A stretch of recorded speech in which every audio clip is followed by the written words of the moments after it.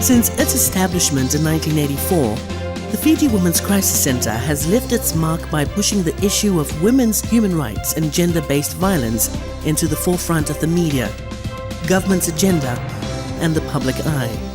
That has been a tradition with us. We challenge, we protest and so on over the years. That is how we have got so many things. I think over the years people have come to recognize the work of the centre and also recognize the Crisis Centre as a key agency in terms of the work on violence against women.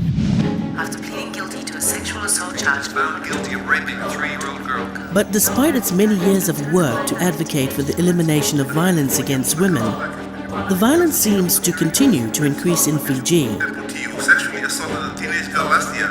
and one count of rape of a 9-year-old relative. We have to continue working towards eliminating violence against women. I don't believe we're going to have a world where there will be we will have no violence against women, the types of violence that we are seeing and experiencing. I don't believe that will happen, but that is the dream that we will all work towards. After working for 20 years in cramped ancient offices, the Fiji Women's Crisis Centre moved into their new facilities in 2006. Good afternoon, Fiji Women's Crisis Centre. Providing more space and more modern resources, the new centre has enabled the Crisis Centre to better provide for its clients and to increase the services it offers to Fiji and the Pacific region. From counselling to advocacy work to research, the Crisis Centre is engaged at many levels of Fiji society to address the critical issue of gender-based violence. Apart from its main centre, the Fiji Women's Crisis Centre currently has 3 other centres in towns and cities throughout Fiji: Lambasa, Nadi, and Bar. One of the Crisis Centre's first roles is still one of its most essential ones: counselling the victims of violence. Since its early days, Crisis Centre counsellors have seen a progression of violent crimes that increase every year. Mostly it's like the physical violence and the sexual violence that women go through, and along with that, this emotional violence. And when I'm saying abuse, most people might think that it's only the physical abuse if they see injuries. But what we see here at the Crisis Centre is the extent of injuries that no one would ever think of what this woman is going through. The centre's counsellors are highly trained and motivated professionals. Many have been with the organisation for more than 10 years, providing counselling with both experience and empathy. While we are in counselling, we explore options with her, what she wants to do. We don't give advice. And then she tells us what is she looking for, what are her plans, what are her goals. So we help her go along with it. If it's not safe, we don't go to the home, but we try to find out where she is. If she comes out to a safe place, we get her from there, or if she goes to the police station, we are at the police station, or to the hospital, we go there. Providing safe refuge for women who want to leave a violent situation is a continuing challenge for the Crisis Centre. Often when they decide to leave a relationship, there is nowhere to go. And we really don't have shelters that cater sensitively. We need shelters that are feminist, that address the issue of women's human rights, that believe that women have a right to make choices about their lives and have a right to leave violent relationships. The Crisis Centre also counsels children, both male and female. In Fiji, children as young as 2 and 3 years old are more often becoming survivors of sexual violence. The responsibility for counselling these young survivors falls to the Crisis Centre's counsellors. When we have children coming in, very young children, and they're sexually abused by the people they know, their loved ones at home, that really touches our heart. And they clearly, openly tell us how they have been sexually abused by their father or grandfather or stepfathers. That is quite emotional also for the counsellors. And we sometimes try to think that, if it was my child, we feel that. To change public attitudes and behaviour towards violence against women, the staff of the Crisis Centre use advocacy as a major tool. What do we want now? from the annual marches to mark the 16 days of activism against violence against women.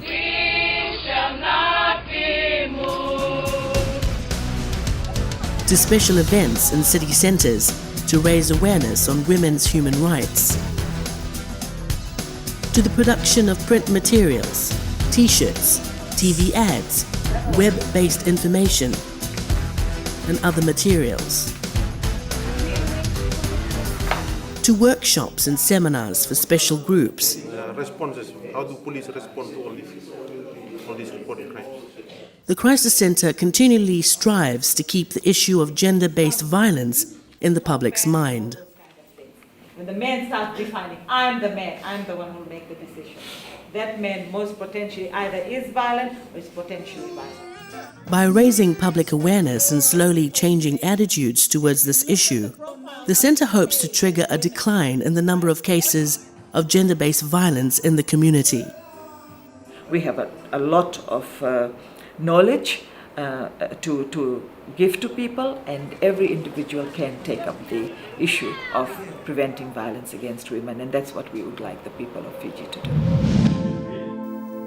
Over the last few years, the Women's Crisis Centre has begun working with a unique new partner, men. The Centre hopes to develop the men themselves to become advocates against gender-based violence. We believe that we have to actually look at the people who are creating the problem, and these are the men. So it's really important in this work to target men, because we're talking about men's violence against women here. So if you're thinking about challenging these excuses... Beginning in 2002, the Crisis Centre began working with male leaders from Fiji and the Pacific Island region to sensitize them not only to issues of gender-based violence, but also to the larger issue of women's human rights. The whole issue of violence arises because of society's attitude towards women, and we live in a patriarchal society. It's important that we target the men and change their mindsets so that they can influence other men, change their behavior, thinking. All those things have to go together. The men who were chosen to participate were in positions of leadership and who held jobs of influence. There is no biblical support to say that men were given the authority over women.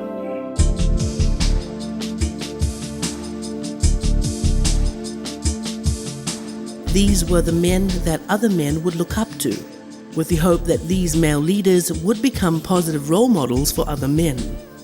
We believe that if male leaders, men who take on a leading role in our communities, if we can change them, then they can change other men. We can't just have a attitude change, but not the behavior, or a behavior change and not. All these things have to go together. Looking at women as equals, respecting them as human beings, respecting the work that women do, and ensuring that women's human rights that women enjoy their full human rights also. Fiji's rural areas continue to provide a challenge for the Crisis Centre's efforts to protect and inform Fiji women of their right to be free from violence. With 50% of Fiji's population living in the rural areas, these remote communities pose unique difficulties for the Crisis Centre. Transport to rural communities is expensive and difficult, and yet the women in these communities request for the Crisis Centre's assistance more and more regularly. The demand is coming from the rural areas. Once 1 or 2 women have come to the urban areas and attended the training, they go back and they want us to go down there. Every year, the Crisis Centre, through its 4 offices, conducts dozens of workshops in rural communities throughout Fiji. The Fiji Women's Crisis Centre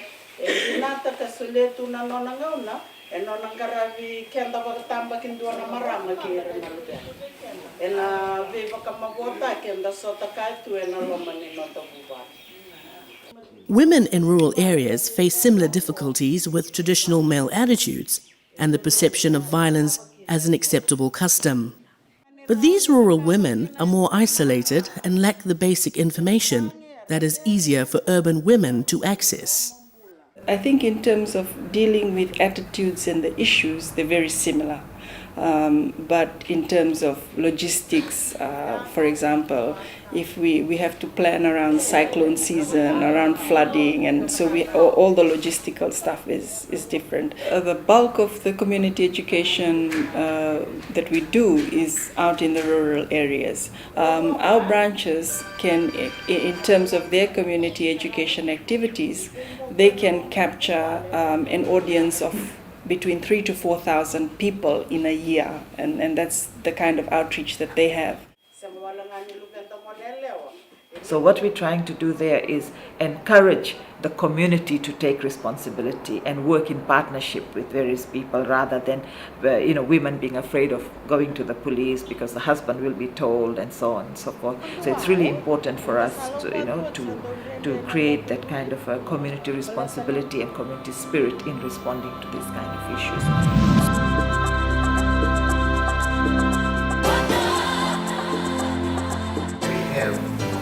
Family life education, which has a strong component on gender education. A lot of the methodology and the approaches of the study was Tonganized, the cultural context type of comments, which I see as a real barrier. Who do you target? What do you want to achieve? So that all goes back to your planning stages. Culture of denial, because everything family is private. Almost since its inception, the Crisis Centre has lent a helping hand to women's centres in other Pacific Island countries. Because they were one of the first, the Fiji Women's Crisis Centre has been sought out by other island countries as both a mentor and a source of information. In 1992, we had the first Violence Against Women meeting. So from there, the Pacific Women's Network Against Violence Against Women was set up. And the Crisis Centre was going to play an advisory role. It was going to become a clearinghouse for information on women and women's rights issues and violence against women. That first regional meeting marked the beginning of regular regional consultations between Pacific women's organizations that continues to this day. Over the years, we've started to develop what we call a whole range of multiple and reinforcing strategies in terms of addressing violence against women. The Fiji Women's Crisis Centre has taken a leading role in providing coordination and training for other Pacific Island women's organizations. Well, I see them as a mentoring organization for me, particularly in Papua New Guinea, and they've achieved a lot, but we also know that they have challenges, and in the Pacific we have specific issues that are specific to Pacific, and I think Fiji Women's Crisis Centre has been the leading agency to able to strengthen us to say, yes, we have specific issues, let's address it as a community of Pacific women. It has been a new experience for us at the office and at the organization. One role that they have definitely taken on is a mentoring role for both our management activities as well as our staff capacity building. And this is very important for the centre because we can become very isolated in Tonga, whereas that can be a very difficult situation because if the staff themselves don't know the issues themselves inside and out, how are they then able to help the clients who walk through our doors? When we don't have resources, we just wait and we keep looking for other people to help us. We attend the regional training and then the regional meeting and all sorts of these trainings, it really helps us with, they build our capacity. In one way or the other, we get the message straight and then we go back home where we use it into our own ways. The Crisis Centre's work as a regional mentor often strains the limited resources of the organization. But the urgent need for this role continues to increase, particularly in providing training and advocacy resources. At this point in time, we don't have the capacity at the Crisis Centre to respond to all the requests. We have had to turn down some. And so the next step we are going to take is develop a group of trainers from around the Pacific. The Crisis Centre's pivotal role in the region for championing women's human rights and advocating for the elimination of violence against women has attracted support from many donors and governments. As the centre moves from success to success, This support continues to flow in. I guess we see the Fiji Women's Crisis Centre as having played a really key role over the years in raising the issue of violence against women, both in Fiji and across the region. And that's one of the reasons we've been happy to support them over this time, because of that key role and the mentoring role.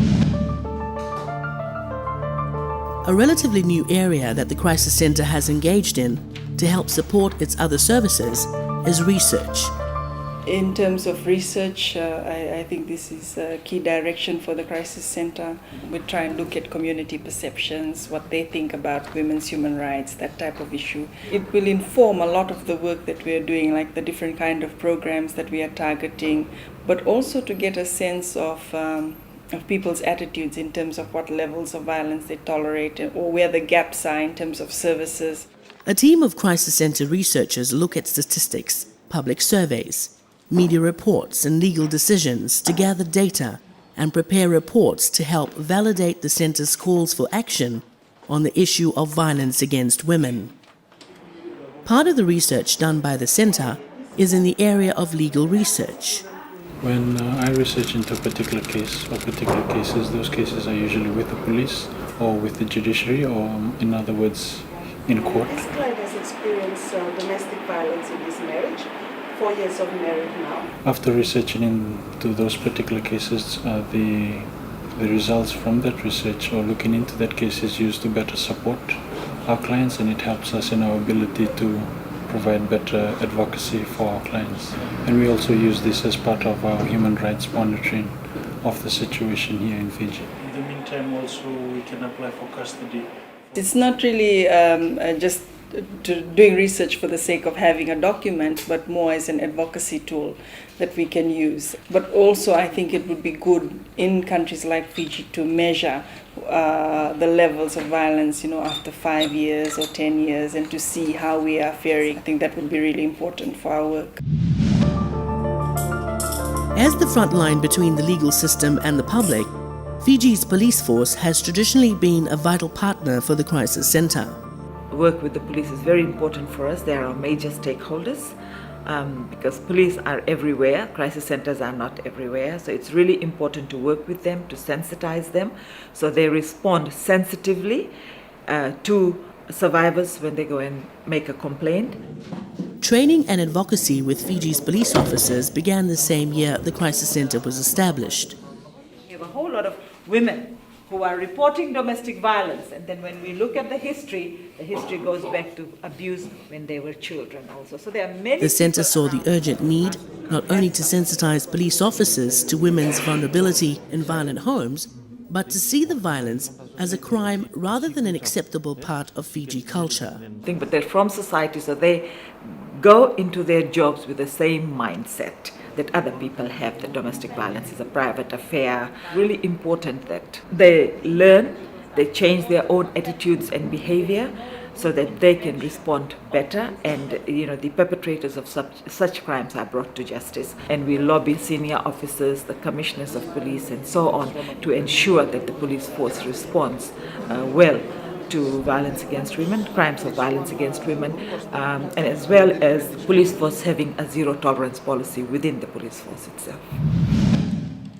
Without the dedication and commitment of its small team, the Crisis Centre would never have made its remarkable achievements. The age range of our staff are between early 20s to mid to late 50s, and coming from all different backgrounds, but the common interest is the issue of violence against women and how we can work to eliminate it.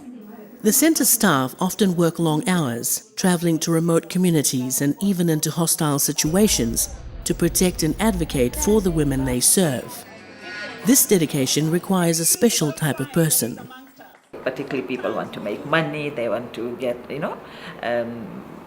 keep advancing in their career and so on. So it takes a particular type of person to be here and to work with commitment. But we're trying very hard. Community education workshops in different villages and communities. The commitment and the passion that they have working for other women has been one of the greatest experiences that I've had as a male advocate.